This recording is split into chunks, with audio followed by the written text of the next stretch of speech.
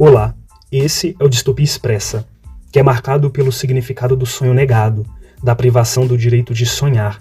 E o nosso papel enquanto grupo, enquanto coletivo, é se fazer presente enquanto escuta, para ouvir e fazer com que essas vozes silenciadas ecoem, discutindo, construindo e desconstruindo ideias, a fim de que a psicologia se torne cada vez mais transformadora e acolhedora, para realmente transformar realidades.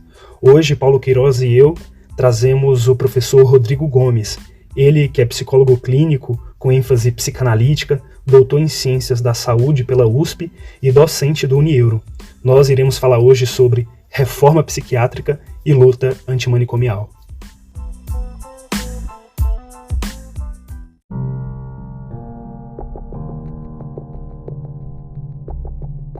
Professor Rodrigo, no primeiro ou no segundo semestre, o senhor nos deu uma matéria, uma disciplina de Psicologia e Políticas Públicas. Nela, o senhor trouxe vários marcos, marcos legais, marcos históricos para a psicologia enquanto ciência. A gente está aqui discutindo a reforma psiquiátrica. E o senhor também abordou vários pontos, vários marcos da reforma psiquiátrica. A gente vai pegar o Brasil... na década de 70 está acontecendo várias coisas no contexto histórico. A gente tem ditadura, a gente tem também redemocratização, a gente tem várias coisas acontecendo. E o que era a saúde mental? A gente pode pensar como a saúde mental nesse período da década de 70 e até antes dela mesmo. Eu ia começar fazendo esse caminho. Para a gente entender o que aconteceu na década de 70, década de 80, que foi um momento de efervescência política muito grande e de mudança de modelo e tudo que a gente, historicamente, a gente consegue acompanhar. É importante olhar um pouco para trás e ver como que isso foi se consolidando. O modo de estabelecer saúde no Brasil, ele é um modelo durante muito tempo muito importado. Inclusive quando a gente fala dessa parte específica da saúde mental. Então, o que se entendia como algo assim grandioso ou adequado para aquele momento estava atravessado por um modelo de assistência muito voltado para os grandes hospitais. E diante dessa estrutura, a gente sempre tinha, aí tanto na saúde mental quanto na saúde em geral, eu inclusive questiono essa divisão entre, para mim, saúde é saúde, Acho que essa divisão entre saúde mental e quase que uma saúde física é uma tradição muito cartesiana, de olhar para esse fenômeno da saúde. Mas, a partir desse modelo de um grande hospital que desse conta de uma demanda da sociedade, a lógica era uma lógica de intervenção num sentido de recuperação. Então nunca se pensava um processo de saúde global, num sentido de processo mesmo, que tenha etapas ou um caminho, uma história. A noção de que a nossa saúde tem uma história, ela vem para o Brasil depois disso. Então, o cenário que a gente tinha até então era uma sociedade, 70 ali, a gente já tinha uma sociedade se industrializando no Brasil, mas até antes, de 60 para trás, a gente tem uma sociedade muito agrícola, onde o lugar que essa figura clássica que seria o alvo da área de saúde mental, que seria essa figura clássica do louco, ela incomodava, mas não incomodava tanto, porque a dinâmica da vida era diferente. A partir do momento de um processo de industrialização, um processo de entrar de vez num modo de funcionamento capitalista, tentando ali se internacionalizar, aí a gente começa a entrar num problema que para o sistema econômico o louco começa a ficar mais problemático ainda. Porque ele não é só aquele que não produz. Ele muitas vezes é aquele que atrapalha o que produziria. Então, dentro de uma lógica, de um critério econômico, qual que foi a solução? É a solução que a gente encontrava há muito tempo. Acho que é muito difícil a gente olhar para uma sociedade que não excluiu o louco. Só que essa exclusão, ela tem um peso muito grande na contemporaneidade, assim, muito grande. Não num sentido de que hoje é mais brutal ou mais cruel, ou década de 70, 60 era mais cruel do que, por exemplo, a Idade Média. A gente tem vários relatos aí de grande crueldade. Mas o lugar social que esse louco tomou não é só daquele que não está adequado ou, se conforma a um modelo de sociedade. Ele virou quase que um inimigo, assim.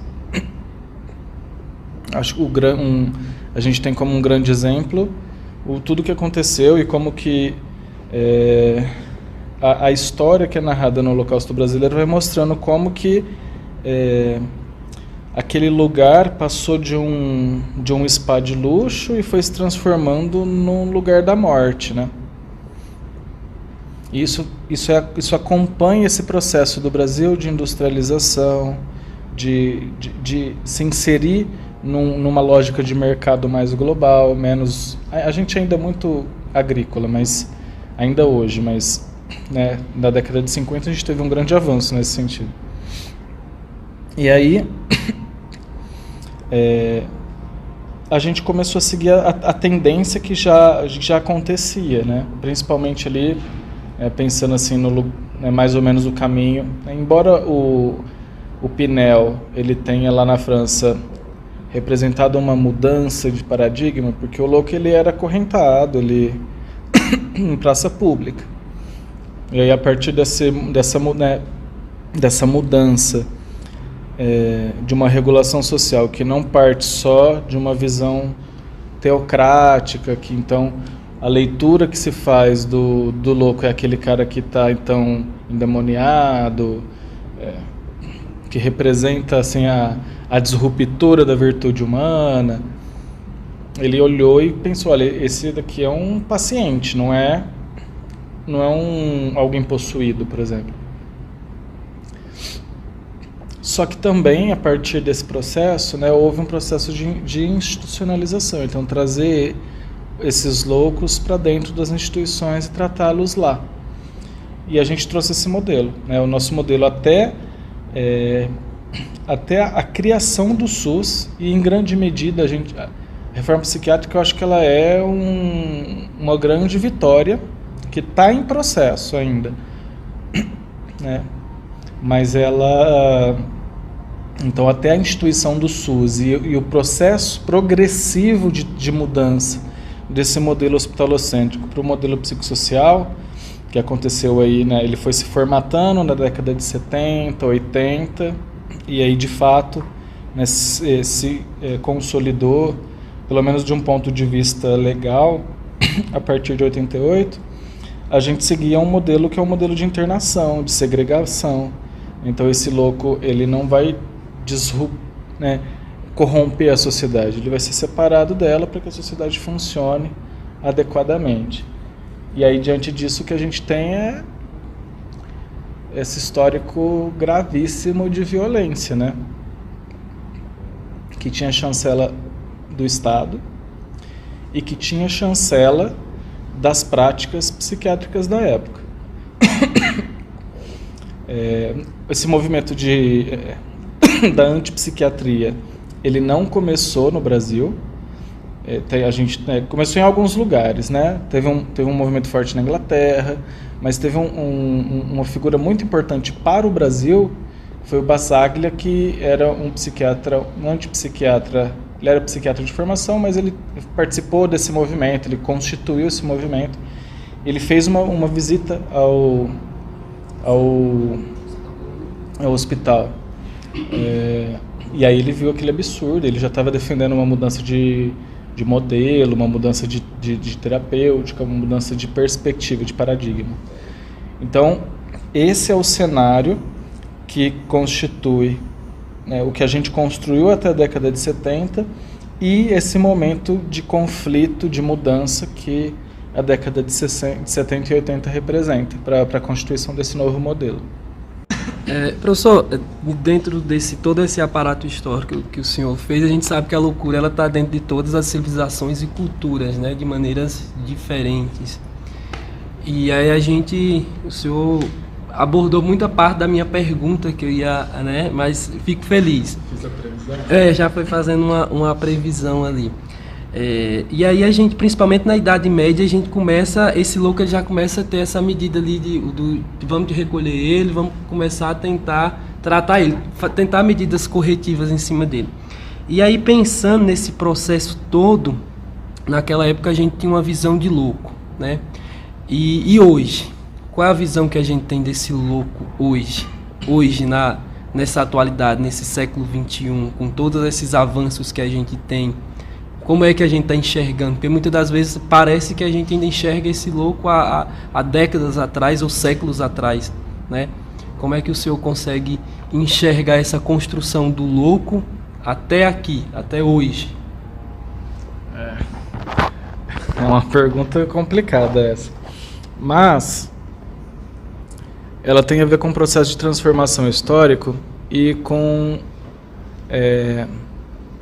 quem são os profissionais ou quem é a entidade responsável pela abordagem ao louco.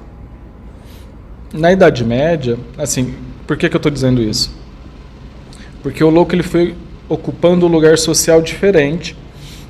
Com isso eu não quero dizer que é menos excluído, menos segregado da sociedade. Mas o problema, né, o sofrimento dele, o desajuste dele, não era uma questão da medicina na Idade Média.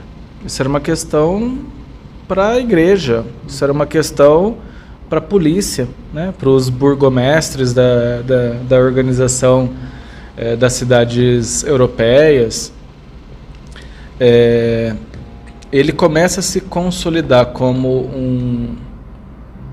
um possível assim, interesse da medicina a partir desse processo de mudança importante que é marcado pelo iluminismo e marcado pelo processo de revolução industrial. E aí, por que isso acontece? Porque há uma mudança na Europa e essa mudança tem a ver com tentar explicar as coisas a partir dos seus contextos, das suas causalidades, principalmente biológicas, e não mais buscar uma explicação para aquele fenômeno em entidades sobrenaturais. É uma mudança que a gente chama classicamente de mudança teocêntrica, né, para colocar o homem no centro, então antropocêntrica. Lembrando que esse antropocentro não é o homem inteiro, né? É a racionalidade humana só que a gente está falando. Eu sempre gosto de lembrar, nesse sentido, que quando a gente fala que houve nesse processo um resgate de critérios da Grécia, inclusive a racionalidade como um deles, não é a racionalidade grega que foi resgatada como ela era. Ela sempre foi, a racionalidade grega ela sempre foi preocupada com aspectos éticos, com todas as suas questões, suas problemáticas, né, de quem que é um cidadão dentro da polis e tudo, que era machista, era aristocrata e tudo mais, mas tinha uma preocupação da racionalidade vinculada ao impacto ético.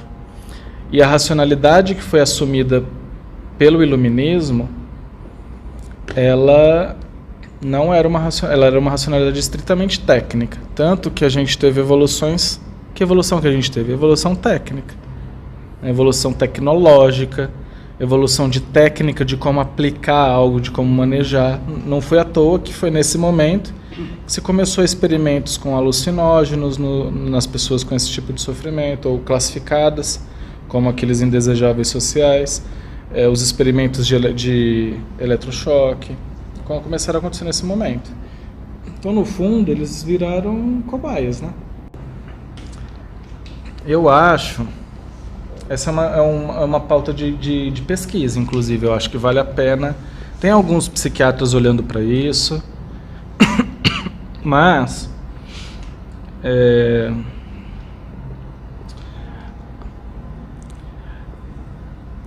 o que a gente chama de loucura, ele é um modo de sofrimento humano. E, como qualquer ser humano, o nosso modo de sofrimento está muito vinculado ao nosso contexto social e cultural. Então, acho que existem algumas diferenças. Isso, obviamente, quando eu estou dizendo isso, eu não estou dizendo que não existe participação biológica. Claro que existe isso também. O ser humano é um ser múltiplo. Mas eu acho que a gente tem tido, assim, como recebimento na clínica, demanda de prestação de algum serviço, ou de acolhimento, ou de algum tipo de intervenção, a figura essa figura clássica, que a gente chama de loucura, ela existe, ela está aí, ela é representada principalmente por aquele espectro mais das pessoas que têm uma estrutura mais psicótica. Mas a gente tem, por exemplo, desde o século passado, muita presença da depressão, por exemplo, e mais recentemente, do meados do século passado para cá, a gente tem pessoas que estão solicitando uma intervenção, tanto psiquiátrica, medicamentosa, quanto psicológica, mesmo que elas não se enquadrem naquela descrição clássica que a gente tem em qualquer tipo de referência que você tem. O DSM é uma referência internacional, embora seja muito problemático em várias coisas. Então a gente tem um certo perfil de pessoas que estão com muita dificuldade, e aí eu não estou dizendo que eu estou deslocando um pouco sua pergunta e falando mais, não só do louco, mas falando de quem é tratado, né, de quem que procura. Que são pessoas que sofrem. Eu acho que tem a legitimidade desse sofrimento, não deve ser considerado como irrelevante, mas que estão cada vez mais tentando buscar recursos externos para lidar com as suas questões. E questões que muitas vezes são algo... Eu não tenho a resposta para isso, mas me parece assim, que são questões que, em um outro contexto, seriam sofrimentos que fazem parte da vida, sabe? Mas parece que ninguém está querendo sofrer, nem um pouquinho. Eu acho isso um pouco complicado. Não para o indivíduo, que eu acho que da ótica do indivíduo ele é mais do que legítimo ele não querer sofrer, mas pensando na nossa sociedade, na nossa espécie, eu acho que quanto mais a gente padroniza, menos chance de dar certo a gente tem, sabe? Que fica tudo assim, passa uma régua, fica todo mundo igual. Então eu acho que a gente tem esse cenário, né, dividido em 3 aspectos mais ou menos, que é aquele perfil que a gente não tem dúvida que a pessoa precisa de apoio, está em vulnerabilidade. Eu acho que inclusive o conceito de vulnerabilidade talvez seja muito mais útil do que discutir diagnóstico em si. Acho que ninguém tem dúvida que tem casos que precisam muito, né? É claro, isso é óbvio em alguns casos. Mas tem casos, e eu não acho que isso também tem que ser algo que vai me guiar o meu raciocínio dentro clínico, mas tem casos que eu acho que a gente tem que sempre fazer uma crítica. O que é que a gente está produzindo? O que a gente está fazendo? O que a gente está produzindo socialmente? Porque nesse paciente clássico, né, esse louco clássico, assim, a medicação ela tem um efeito que é um efeito muito positivo. porque ela consegue regular um pouco a produção alucinatória, por exemplo, o delírio, e com isso ele passa a ser alguém que pode falar sobre o seu sofrimento, falar sobre o que ele sente, falar sobre a sua história, colocar em um discurso e elaborar aquilo que o constitui enquanto sujeito.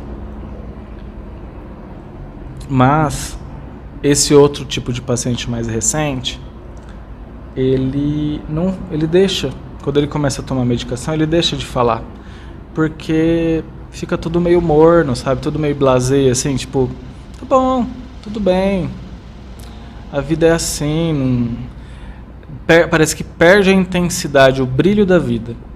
Então o medicamento para esses pacientes não faz eles falarem, faz eles se calarem. Então eu acho que isso é um problema. Por isso que eu penso, né, qual que é o impacto ético da gente abrir esse espectro tão grande do que pode ser ou não tratável por exemplo, pelo uso de medicação.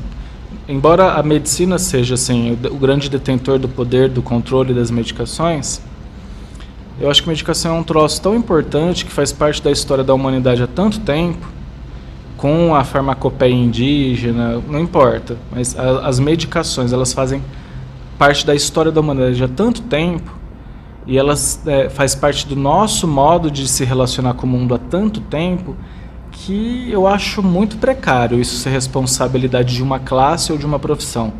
Eu acho que isso é uma responsabilidade coletiva. Acho que todo mundo tem que conversar disso, inclusive o paciente que usa, chega lá e fala para o médico, eu quero um medicamento. Isso também é uma pressão, né? Todo mundo tem que fazer, né, lançar mão disso, para poder olhar e saber qual que é o destino que a gente está dando para quem está solicitando ajuda, né? Eu acho que é esse cenário. Eu acho que eu ampliei um pouco sua pergunta, mas acho que essa é a história, mais ou menos, assim, um recorte mais contemporâneo do lugar daquele que sofre e que busca ajuda para lidar com esse sofrimento, e talvez um pouco os modos como eles têm tentado lidar com esse sofrimento, né? Em grande parte terceirizando, né? Eu acho que isso também é uma coisa importante. Professor, tendo em vista que a nossa vida ela é marcada pela política, e eu acredito que ela tem que ser marcada pela política do bem viver, aquela política que traz vida e traz vida para todos.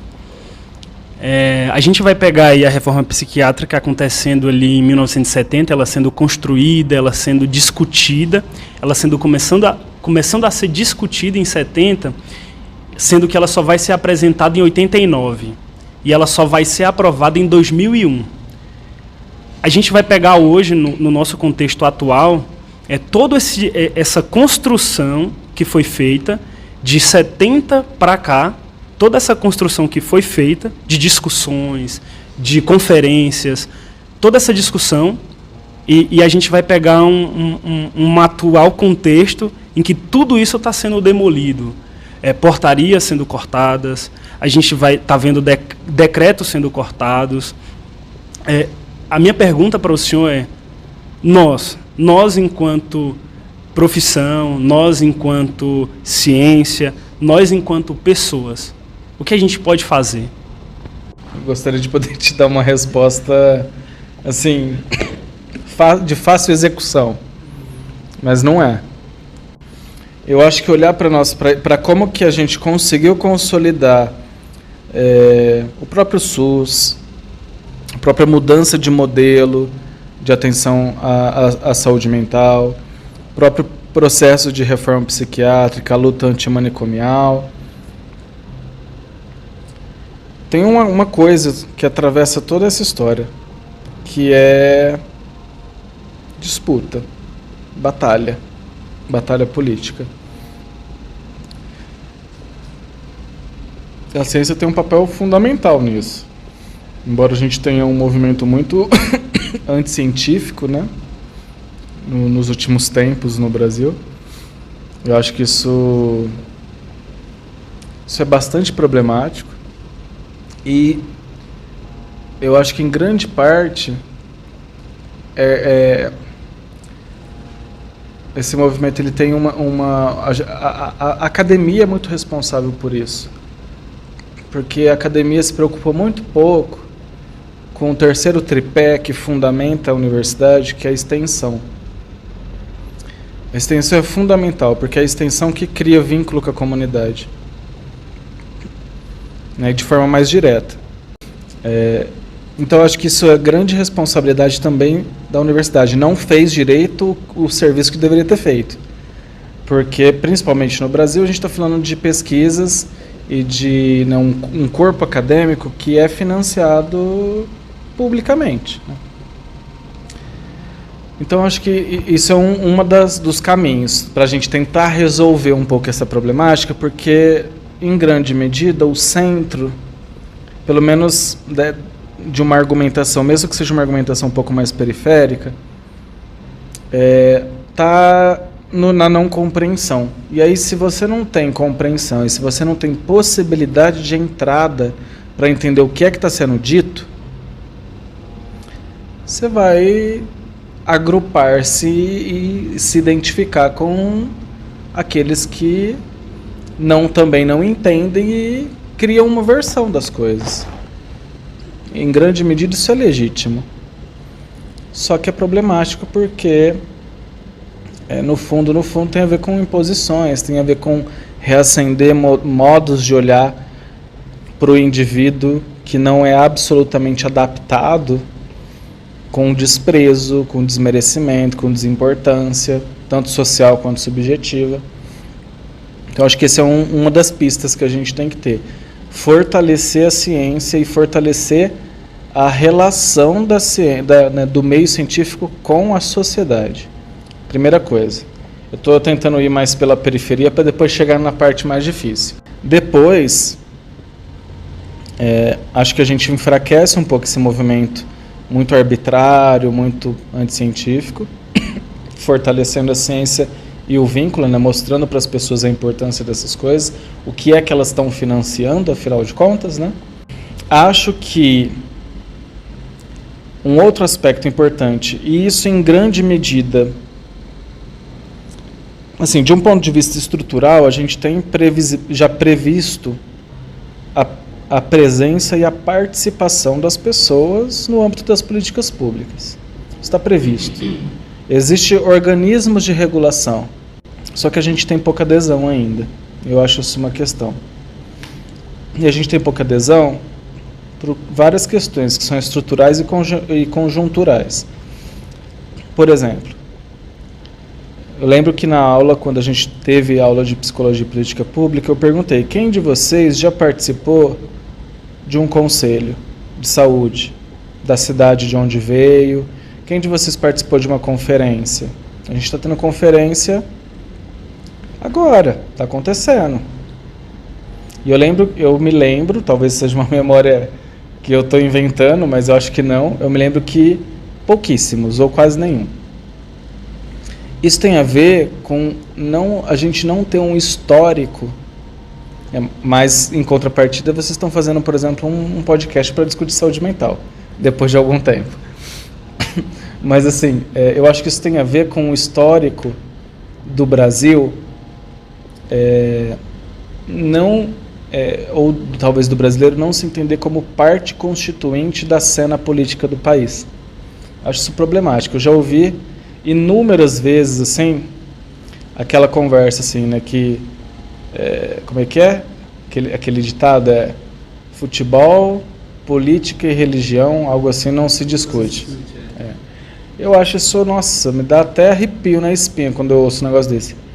Porque futebol é uma das coisas que o brasileiro mais discute, para começar. Não é um fato empírico isso, não estou nem dizendo se vale a pena ou não. Mas, assim, a gente está cheio de... eu não estou querendo dizer que a gente deve discutir a fé das pessoas, mas discutir a religião. A religião é um sistema.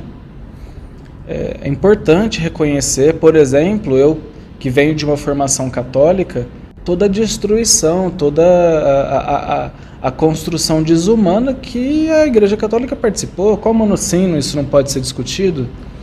E política, então, né? A política, eu nem vou fazer o recorte assim, de falar da importância de política dentro do cenário grego, porque fica uma coisa muito eurocêntrica, mas a vida é política, gente. A vida é política não é porque... Eu não estou falando de partido, né? Eu estou falando de que a vida ela não se sustenta sozinha. Não existe na história da humanidade nenhum indivíduo que nasceu sozinho, espontaneamente, não dependeu de um outro ser para nascer e não dependeu do cuidado desse ser para sobreviver. Não existe isso. Então a gente sempre está falando num sentido de que a vida é uma vida, ela é sustentada por relações sociais, por relações coletivas. Portanto, quando a gente pensa no bem da vida, a gente também tem que pensar, óbvio, no indivíduo, mas não dá para achar que o indivíduo é uma categoria separada, né? Embora a estrutura linguística nos dê essa impressão, né? O indivíduo ele é constituinte do coletivo, e o coletivo é constituinte do indivíduo. Então a gente sempre está falando de política, né? Quando a gente faz uma escolha, essa escolha ela tem que ver com nós e com os demais. Isso é política. Então acho que a gente tem um cenário econômico, né, e de sistema produtivo que afasta um pouco essa lógica da gente. O capitalismo ele traz uma noção e fortalece um viés individualista muito grande, um viés narcisista muito grande. Isso tem apagado a percepção da nossa condição coletiva. Não a condição coletiva, porque a gente depende cada vez mais, né? Se um camponês medieval, se um senhor feudal na Idade Média dependia muito do seu entorno ali, hoje, o que aconteceu aqui na universidade? Aconteceu um problema num sistema de energia. Que impacto que isso teve? Então, a gente está falando de um sistema cada vez mais interdependente, cada vez mais político, né? Não tem como fugir disso. Então, concretamente, a gente permanece, mas a ideia é essa idiotice do self-made man, que a gente importa dos Estados Unidos, do homem que se faz, do homem que, através do seu próprio esforço, consegue ter mérito, essa babaquice. Isso é muito deletério para a nossa percepção do quanto é importante a participação na cena política. E é só isso. E aí, quando eu digo participação, tudo bem. Votar é uma minúscula parte do que é a participação política. Mas e o acompanhamento disso, né? E a luta por isso? E a presença na Câmara dos vereadores? E a presença nas votações, nas discussões? Só que a gente vive, né, voltando aqui a coisa do cenário de produção e econômico que a gente tem. A pessoa tem que trabalhar longas horas, né? Tem profissionais que trabalham, eu já vi profissionais que trabalham 80 horas por semana. Como que uma pessoa como essa consegue chegar no final do seu turno e participar de uma votação? E acompanhar um processo de desenrolar assim, daquilo que a comunidade ou de que alguém que teoricamente representa está escolhendo. Então a gente tem uma questão aí que é estrutural, do modo de funcionamento. E uma que é conjuntural, que tem a ver com um histórico muito enfraquecido da participação. Eu acho que isso também são duas pistas para tentar responder essa complicada pergunta que você me fez. O que a gente pode fazer? Acho que esses aspectos já dão algum norte, né? Olhar para a nossa história e poder entender como que a gente pode caminhar. Acho assustador e acho que a vigilância deve ser constante. A gente viu aí, assim, eu digo que a reforma psiquiátrica é um sucesso em andamento. Por quê? Porque, assim, do último dado que eu tive acesso, a gente teve um aumento, acho que foi de 33 milhões para 97 milhões de investimento na rede psicossocial, né, o fortalecimento das RAS. Só que isso foi em 2019, né? está falando do final do governo Temer. É um desdobramento, na verdade, das coisas que estavam acontecendo ali de 16 até 18. Agora, de lá para... E o que a gente conseguiu com isso, né?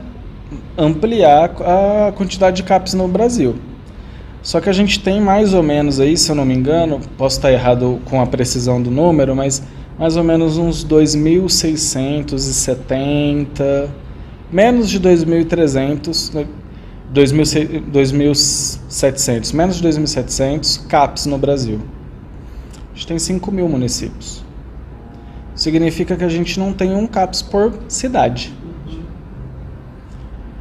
E aí, eu acho que isso nunca está dentro da discussão quando a gente vai discutir, quando a gente ouve os apedrejamentos e esses impropérios, muitas vezes, que são destinados ao SUS. Impropérios que eu digo não porque a pessoa não está reclamando por legitimidade. É legítimo, às vezes não está recebendo um tratamento adequado, mas não é difícil ter a condição de olhar o que essa precariedade significa e de onde que ela vem. Em geral, é muito difícil as pessoas terem acesso a isso. Aí a gente volta no problema da academia, né? A academia não fez o seu papel de fazer as pessoas saberem disso. Mas é um grande avanço. Eu não tenho dúvida que, embora com muito sofrimento, o paciente que está sendo acolhido e cuidado pelo sistema, né, por esse modelo psicossocial, tem uma vida muito melhor do que o paciente que era tratado há 40 anos atrás, nesse modelo psiquiátrico que a gente está cansado de saber, né? Não tenho dúvida disso. Só que por isso que é um sucesso em processo. Acho que se apropriar da nossa história, se apropriar da nossa potência enquanto cidadão, ter clareza de que fazer ciência não é... Eu vejo essas discussões, eu acho engraçado às vezes, né? Essa noção de que ciência tem que ser objetiva. Ela tem que ter um nível de objetividade que tem a ver com a gente não produzir vieses na leitura das coisas, não produzir coisas que vão confirmar o que a gente já acredita. Isso, a gente tem que ter essa preocupação. Só que a ciência, ela é uma produção humana. Ela não é um presente de Deus pra gente, entende? Tô falando isso para ser irônico, assim. Ela é uma produção humana, portanto, uma produção coletiva humana. Portanto, ela tá dentro da esfera humana. Não tem como ter essa higienização toda. Isso é uma coisa tão século XVII, assim, que parece que a gente é filho do iluminismo e permanece nessa discussão. Isso é discussão de 2 séculos atrás, sabe? Talvez até início do século passado, mas eu vejo tanta gente trazendo isso. É uma apropriação muito distorcida, né? Normalmente quem aborda isso estudou muito pouco ciência da filosofia da ciência, estudou muito pouco epistemologia, sabe? A ciência, ela tem um papel importantíssimo, né? Ela não é neutra. Achar que ela é neutra é ser conivente com coisas que não são adequadas. A história da psicologia mostra isso durante muito tempo. A gente sempre tem que questionar. Isso é um papel fundamental da ciência. A ciência não dá verdades absolutas e nem infinitas assim, de tempo. Ela tem, em geral, elas são temporárias, porque elas podem ser revistas. Então, a gente sempre tem, isso é um mecanismo importante da ciência, a gente sempre tem que estar questionando o que é que a gente está fazendo. A quem o que a gente está fazendo, a gente está contribuindo com quem? Quem está recebendo o impacto desse processo? Então, a ciência tem um papel fundamental. E aí olhar para o que, né, não é a ciência em si, mas, né, no Brasil, o grande lugar onde a ciência é feita são as universidades, sobretudo as universidades públicas. Então ela tem esse papel de se colocar criticamente diante do mundo, poder nos ajudar a tentar resolver essa grande pergunta aí que você fez, que não tem resposta fácil nem curta. O senhor traz muitas coisas interessantes que a gente vê, principalmente nessa década de 70, 80, a gente vê muita pressão popular por uma mudança em um sistema. E aí a gente tem essas mudanças, né? SUS, sistema de saúde, antes era precário. Se hoje as pessoas reclamam, não conhecem como era antes, né? Não tem essa noção de conhecer a nossa história. Eu acho que é daí que a gente tem que começar. É a gente entender o nosso processo histórico para a gente começar a fazer essas reivindicações. E aí, hoje em dia a gente, né, dentro da pergunta de Emerson e dentro da sua fala, você pontua muitas coisas sobre esse movimento desde 2016 que vem crescendo, principalmente nesse campo das políticas públicas, né? Essa falta de verbas, de recursos para esses campos, né? E a falta de dados, o quanto é importante a publicação de dados para a gente acompanhar como é que está acontecendo o processo, principalmente a gente, desde do início da gestão desse governo, que a gente não tem dados sobre, né, sobre a população, principalmente dentro dos CAPs e tudo mais. Então, e a gente, por outro lado, a gente vê um financiamento muito grande para instituições privadas e outros modelos que a gente hoje em dia não considera. A gente considera que está voltando, né, àquela época de carceramento, de tortura e tudo mais, e não esse modelo de humanização e tal. E aí, professor, eu vou hoje em dia lendo muitas coisas e vendo, fazendo essa leitura um pouco histórica, a gente está quase vivendo um processo, não sei se o senhor fala de uma reforma psiquiátrica que ainda está em construção. E ao mesmo tempo que ela está em construção, a gente tem uma sociedade muito cômoda, né, porque é mais fácil ir para um Twitter, fazer um tuitaço, do que se organizar, participar de conselhos, de participar de grupos de debates e trazer demandas e a gente fiscalizar como é que está sendo feito o processo. A gente vê, parece que foi apagado esse senso, né, da população. E aí hoje em dia parece que a gente vive quase uma contra-reforma, né, vindo nesse modelo de um aumento de comunidades terapêuticas, né, num financiamento do governo em hospitais psiquiátricos. Como é que o senhor faz, como é que o senhor enxerga? Só assim, faz sentido, né, a gente ter todo esse, de 2001 para cá, toda a implementação dessas políticas públicas, de direito a acesso a essas populações? Por exemplo, dentro daquele podcast que a gente estava falando, tem ainda uma ala que funciona dentro daquele manicômio, né? Funcionava, e ela vai ser desativada em 2024. Para a gente ver que é um curso a reforma psiquiátrica, né? Então, dentro desse curso, está vindo várias interrupções. E o quanto isso é grave, e o quanto isso vai afetar principalmente essa população, né? Que a gente sabe que existe um acordo dentro dessas instituições e por que quer aprisionar, digamos assim. Como é que o senhor vê esse movimento de anti-ciência, diante tantas coisas, de negação de dados? Eu sempre sigo o meu caminho, né? Assim, não é de hoje. Não é de hoje. A gente é só olhar para o que foi a Constituinte e o que foi quando teve, então, assim, né, a Lei Orgânica do SUS lá em 90.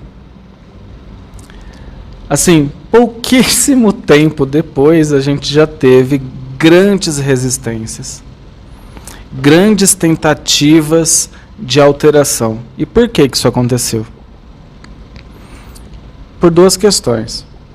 A primeira é que essa ideia, que é assim, a grande instituição que representa isso é a OMS, com a mudança do conceito de saúde, ela está alinhada com um modo de olhar o processo político e o lugar que o Estado deve ocupar nessa relação entre o cidadão e a saúde, que é atravessado pelo que a gente chama de social-democracia, que é um movimento que tenta olhar para a responsabilidade do Estado diante do que acontece, né, com a vida dessas pessoas. Só que quando a gente conseguiu instituir isso no Brasil, não era esse modelo que mais estava assim, e ainda não é mais hoje, esse modelo que está em voga ou que é aclamado assim internacionalmente. Tanto que os governos que, a partir do governo, vamos colocar ali a partir do Collor já, a gente tem uma proposta que é muito mais neoliberal. E que vai dizer o que pra gente? Menos Estado. Menos presença do Estado. Menos força do Estado. O Estado está regulando demais a nossa vida. Eu acho que em algum nível existem, não no Brasil, isso não aconteceu no Brasil, mas existem lugares onde o Estado regula muito a vida das pessoas, mais do que precisaria mesmo. Só que esse conflito, que é um conflito, no fundo, de lógica econômica e de visão de produção, ele vai resvalar no conflito de que tipo de modelo de saúde a gente quer, porque isso envolve custos, isso envolve investimento. Não foi à toa que a gente tem um progressivo desenvolvimento da saúde no Brasil desde da década de 80 para cá, mas se a gente fizer uma comparação com o irmão gêmeo do SUS, que é o SUAS, a briga foi muito maior. Foi muito mais difícil a instauração do SUAS, foi muito mais difícil assim, a organização do Sistema Único de Assistência Social. Porque assim, a saúde, ela também foi tratada de maneira deletéria por esses governos, mas assim, se a população não tem saúde, ela não tem trabalho. Se ela não trabalha, a economia não vai bem. Agora, quando a gente fala de assistência social, a gente fala de uma temática que é mais delicada, porque ainda permanece na lógica de muitas pessoas, inclusive pessoas que têm poder decisório, que você está fazendo a favor para o outro. Não tem assim, uma internalização da lógica do direito, que a pessoa tem direito de ter condições mínimas, que aquele sofrimento, aquela vulnerabilidade não é fruto do indivíduo, mas é fruto do tipo de sociedade que a gente construiu. E aí isso deixa tudo mais nublado, tudo mais difícil. A gente tem, novamente, aí desde 2016 para cá, um certo movimento, assim, não só no Brasil, um certo movimento internacional bastante conservador. Isso aconteceu nos Estados Unidos, isso aconteceu na França, isso aconteceu no Brasil. Parece que isso está se desfazendo agora, né? A eleição dos Estados Unidos foi diferente, na França também. Vamos ver como é que vai ser no Brasil. O contexto aqui sul-americano também. Muito. É que o Brasil é um grande representante da América Latina. Mas isso aconteceu, sem dúvida. E aí eu não estou nem falando de governos que são vinculados ao povo, ao interesse do povo ou não. Estou falando de enquadre mesmo político. Eu acho que essa discussão entre esquerda e direita é muito empobrecida. Do mesmo jeito que eu não quis trazer a discussão grega, fazer a discussão de esquerda e direita, na verdade, é importar um modelo francês. Então, acho que isso não faz tanto sentido no Brasil, na verdade. Mas a gente não tem um nome tão adequado ainda para dar para essas coisas. Existem várias discussões nesse sentido que eu acho que vale a pena, mas na boca do povo é isso que a gente tem. Então,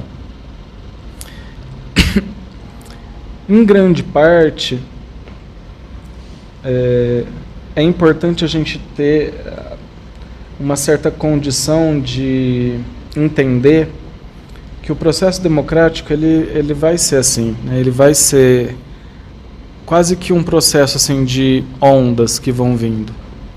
Às vezes essa onda vai ser uma onda que vai impactar os avanços, às vezes ela vai dar força para esses avanços. É claro que não é nada gostoso que a gente está vendo, sobretudo por conta do contexto pandêmico. a gente tem que cuidar disso, né? É terrível o modo como o Brasil conseguiu lidar com a pandemia, pelo menos até a gente conseguir trazer as vacinas. E o modo como a gente trouxe as vacinas também é muito problemático, mas muito terrível o modo de manejar essa situação. Mas eu entendo que isso tem muito mais a ver com uma inabilidade de quem ocupa o cargo do que com algo assim que é como se fosse a bandeira da direita conservadora. Eu acho que é possível ter avanços também. Nem sempre vai agradar todo mundo, né? Então é um processo de saber que o desenrolar histórico, político e econômico do país, ele é fruto desse processo de disputas. Só como que a gente quer, né? Para a gente fazer isso, a gente tem que participar da peleja. Se a gente não participa da peleja, aí participar de verdade. Mas aí tem todas as questões que eu já apontei antes, né? Que dificultam isso. Professor, a gente já se encaminha para encerrar. Eu vou querer só uma fala final do senhor aí sobre a luta antimanicomial, para a gente poder dar uma encerrada. Mas antes, o senhor já pode pegar e já começar a sua fala final, mas eu só quero fazer uma pergunta finalzinha, nem uma pergunta, mas para os alunos e também para as pessoas que se interessam pela luta antimanicomial. Quem são os autores brasileiros hoje que estão aí discutindo e falando luta antimanicomial? Nossa, agora eu estou até com receio de ser injusto com alguém, né? Mas assim, vou manter o meu padrão, né? Acho que a gente precisa olhar para a importância da Anísio da Silveira. Isso acho que é inquestionável. Tem alguns psiquiatras foram muito resistentes, inclusive, no início da reforma psiquiátrica. Mas hoje a gente tem muitos psiquiatras assim, que valem a pena, que são que lutam, que entendem a importância dessa coisa. Estou tentando resgatar aqui, enquanto eu estou falando, o nome de alguns, para não fugir muito. Mas assim, eu gosto muito do Alfredo Simonetti. Eu gosto muito, uma referência que eu tenho, mas assim, tem a ver com uma questão de um processo, por conta da minha companheira, eu acabei entrando em contato com ele, que é o Vitor Por Deus, lá do Rio. Eu acho que ele é um cara assim, que deu continuidade ao trabalho da Anísio, assim, de um modo muito importante. Eu acho que para ficar ali assim num eixo Rio-São Paulo, acho que essas são... Mas tem muita gente mesmo. As discussões que a gente, assim, aí tem a ver com mais com temáticas, né? As discussões que estão relacionadas a como a gente tem feito uso das nossas tecnologias de intervenção, como que a gente tem conseguido construir um contexto de processo de cuidado, são fundamentais. Então, o lugar que o diagnóstico ocupa, a discussão de medicalização, mas, sobretudo, se eu pudesse dizer assim, o que é mais importante, né, os autores mais importantes que discutem isso são os próprios usuários. Então, a gente consegue acompanhar isso, eles participam assim, de um modo absolutamente bonito, interessante. Eles batalham pelos próprios direitos. Isso está acontecendo aqui, né, em Brasília, por exemplo. Teve, no início do mês, teve uma reunião em alguns CAPs. Ontem teve algumas atividades importantes. Eu acho que esses são os principais autores, porque é eles que dão força para a coisa, assim, eles se tornarem não, né? E não terem, eles já têm vozes. a gente conseguir escutar essas vozes e eles assumirem o lugar de protagonismo é fundamental. Eu acho que é neles que a gente precisa prestar atenção. E aí, assim, acho que a gente já falou bastante coisa, assim, mas para tentar talvez fazer um encerramento, que eu acho que combina com isso que a gente está conversando, acho que olhar para esse histórico da saúde mental, olhar para aquilo que a gente conseguiu produzir de violência, de desumanidade, mas também os avanços, né, o progresso desse processo, né, o revisitar do que estava sendo feito, uma análise crítica disso, os atores sociais, né, que compõem esse coletivo responsável por tudo isso, me faz pensar que a saúde mental, embora ela tenha uma marca histórica de um lugar da segregação, né, e o próprio nome em grande medida representa, né, algo separado, e na medicina isso é muito claro, né? Tem muito mais legitimidade o diagnóstico que tem uma etiologia biológica do que um diagnóstico que a gente não tem certeza do que é a causa das coisas, né? Se é uma causa biomédica ou se é uma causa psicogênica. Então existe um certo preconceito, assim, que a gente vê se desdobrando de vários modos para aquele que sofre. Mas eu acho que a saúde mental ela deveria ser a área onde, né, ontem eu tive uma fala que eu sou relacionado à saúde mental, que eu trouxe isso. Eu acho que a saúde mental ela deve ser a área de cuidado da multiplicidade humana, sabe? Eu acho que se alguma coisa que a gente precisa aprender com toda essa história é que, sabe, não dá mais para ficar repetindo os mesmos erros, assim.